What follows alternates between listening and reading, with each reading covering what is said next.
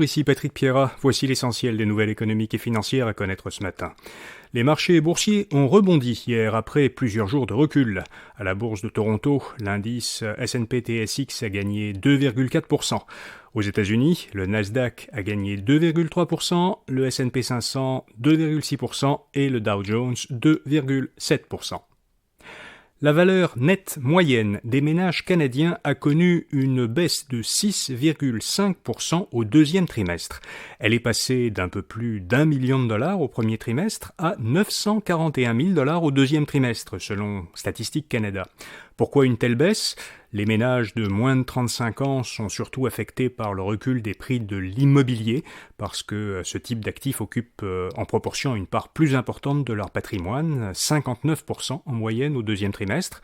De leur côté, les ménages plus âgés sont davantage affectés par la baisse de valeur des actifs financiers, puisque l'immobilier est moins important dans la valeur des ménages plus âgés. L'immobilier représente seulement 41% chez ceux de 65 ans et plus. Une demande d'action collective vise 2 services en ligne canadiens de crypto-monnaie.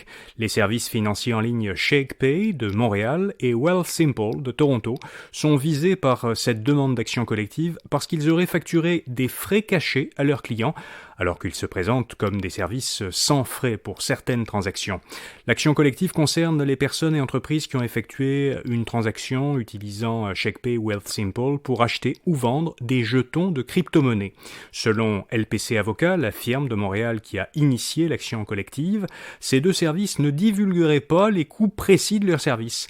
Plus précisément, d'une part, ils feraient payer des frais cachés d'achat de crypto-monnaies parmi les plus élevés de l'industrie, alors qu'ils utilisent les termes sans commission et sans frais lorsqu'ils font la promotion de leurs services.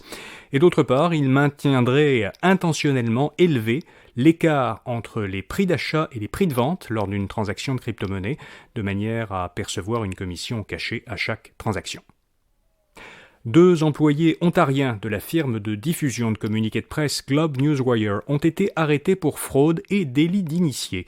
Ils auraient empoché des centaines de milliers de dollars en spéculant, de manière illégale, sur des titres boursiers avant la publication de communiqués de presse d'entreprises cotées en bourse. Leur méthode était simple, ils consultaient des informations contenues dans des communiqués avant qu'ils soient publiés et ils achetaient ou vendaient les titres selon que la nouvelle qui allait être annoncée serait bonne ou mauvaise. Desjardins lance un produit d'assurance collective destiné aux personnes en processus d'affirmation de genre. Ce programme vise à couvrir les interventions médicales qui ne sont pas couvertes par les régimes publics d'assurance maladie au Canada, par exemple la chirurgie de la pomme d'Adam ou des cordes vocales ou l'épilation au laser. Les ventes d'automobiles ont reculé de 4,5% en septembre par rapport au même mois l'an dernier, selon la firme Desrosiers Automotive Consultants.